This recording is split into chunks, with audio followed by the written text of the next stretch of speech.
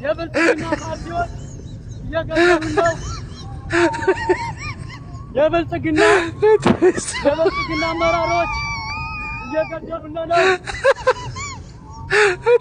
ይህ ሁሉ ዶክተር እየሮጠ ነው። እየገደሉ ነው። የኢትዮጵያ መንግስት የለንም። አማራ ወይ ራስህን ጠብቅ።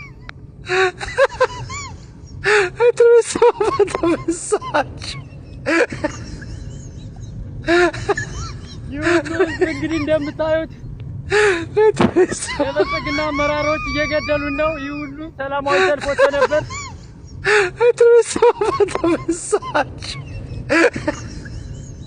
በቃ በጭስ ቦምብ እየተመታ ነው የሚጨሰው ጭስ።